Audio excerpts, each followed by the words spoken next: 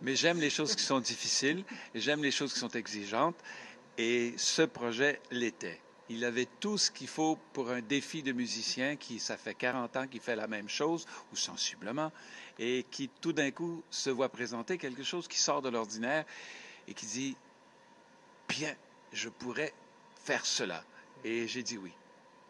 Très bien, donc musicalement, c'est entre le baroque et le médiéval. C'est votre idée, Laurent. Vous êtes l'auteur, compositeur, sauf sur deux titres de Rimbaud. Donc, parlez-nous un peu musicalement de l'album. Ben, à la base, il y a les viols de gambe, qui sont un instrument principalement de la Renaissance. Donc oui, il y a un côté musique de la Renaissance, mais au niveau des harmonies, j'ai pris beaucoup de liberté, donc il y a un petit côté peut-être un peu plus jazz, c'est pas authentique, on n'est pas un documentaire sur la Renaissance. Puis bon, ensuite on a ajouté plein d'instruments, puis Daniel a eu plusieurs idées, comme de rajouter des guitares acoustiques, de la basse, donc il y a une base de couleurs de la Renaissance, principalement à cause du timbre. Mais le reste du disque, c'est un disque moderne, ethnique aussi. Il y a des tableaux, il y a des gonds tibétains. Je pense qu'il était important pour nous, c'était de rendre un côté musique de film très imagé, mettre les gens dans une ambiance qu'ils n'avaient jamais connue auparavant. Que ça vienne les chercher, dire qu'est-ce qu'on entend là, puis que émotivement, ça les amène comme dans un rêve, dans un film, un voyage.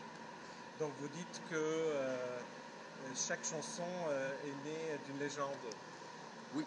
Oui, oui, il y en a une, par exemple, c'est La Chasse-Galerie, c'est une légende traditionnelle québécoise. Donc, je suis parti de la légende, puis j'ai écrit un texte là-dessus. Il y en a une sur Icare, légende ancienne grecque, que j'ai fait une chanson avec ça. Il y en a une sur Sirène. Donc, c'est toutes des légendes, effectivement. Alors, ce qui est vraiment bien, c'est que, comme dans la vraie vie, tout le monde meurt toujours à la fin.